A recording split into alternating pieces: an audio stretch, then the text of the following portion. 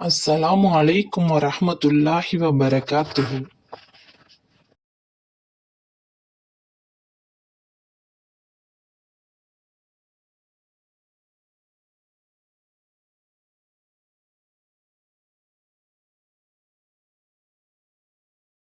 மனதில் நாட்டமின்றி பொய் இல்லாமல் அடிக்கடி நீங்கள் செய்யும் வீணான சத்தியங்களுக்காக அல்லாஹ் உங்களை குற்றம் பிடிப்பதில்லை. ஆனால் உங்கள் உள்ளங்கள் உறுதியுடன் செய்யும் சத்தியங்களுக்காக அதை நீங்கள் நிறைவேற்றவில்லையாயின் அவன் உங்களை குற்றம் பிடிப்பான். அல்லாஹ் குற்றங்களை மிக்க மன்னிப்பவன், அதிகம் பொறுமையுடையவன் ஆவான். தங்கள் மனைவிகளுடன் சேருவதில்லை என்று சத்தியம் செய்து கொண்டவர்களுக்கு 4 மாதங்கள் தாமதிக்க அனுமதியுண்டு. ஆகவே அதற்குள் அவர்கள் மீண்டும் சேர்ந்து கொண்டால் அல்லாஹ் அவர்களை மன்னித்து விடுவான். ஏனெனில் நிச்சயமாக அல்லாஹ் மிக்க மன்னிப்பவன், மிக்க கருணையுடையவன் ஆவான். ஆனால் அவர்கள் தவணைக்குள் சேராமல் திருமண முறிவை உறுதிப்படுத்திக் கொண்டால் அத்தவணைக்கு பின் தலாக், விவாகரத்து ஏற்பட்டுவிடும். நிச்சயமாக அல்லாஹ் அவர்களுடைய சத்தியத்தை செவியுறுபவன், அவர்கள் கருதிய தலாக்கை நன்கறிபவன் ஆவான். தலாக் கூறப்பட்ட பெண்கள் தங்களுக்கு 3 மாதவிடாய்கள் வரும் வரை எதிர்பார்த்திருக்கவும், அவர்கள் அல்லாஹ்வையும் இறுதி நாளையும் நம்பிக்கை கொண்டவர்களாக இருந்தால், அல்லாஹ் அவர்களுடைய கர்ப்பப்பையில் சிசுவை படைத்திருந்தால் அதை மறைப்பது அவர்களுக்கு ஆகுமானது அல்ல.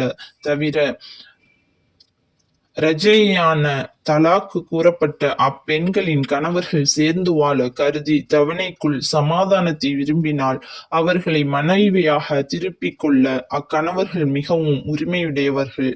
ஆகவே மறு விவாகமின்றியே மனைவியாக்கிக் கொள்ளலாம். ஆண்களுக்கு முறைப்படி பெண்களின் மீதுள்ள உரிமைகள் போன்றதே ஆண்கள் மீது பெண்களுக்கும் உண்டு. ஆயினும் ஆண்களுக்கு பெண்கள் மீது ஓர் உயர் பதவி உண்டு. அல்லாஹ் மிகைத்தவன், நுண்ணறிவு உடையவன் ஆவான்.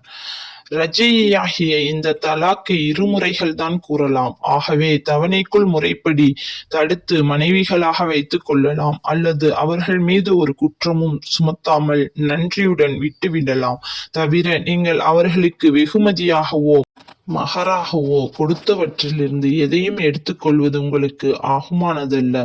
ஆனால் இருவரும் சேர்ந்து வாழ்க்கை நடத்த முற்பட்ட போதிலும் அல்லாஹ் ஏற்படுத்திய வரம்புக்குள் நிலைத்திருக்க முடியாதென்று இருவருமே பயப்படும் சமயத்தில் இதற்கு பஞ்சாயத்தாக இருக்கும் நீங்களும் அவ்வாறு மெய்யாக பயந்தால், அவள் கணவனிடமிருந்து பெற்றுக்கொண்டதில் எதையும் விவாகரத்து நிகழ பிரதியாக கொடுப்பதிலும் அவன் அதை பெற்றுக்கொள்வதிலும் அவ்விருவர் மீதும் குற்றம் இல்லை.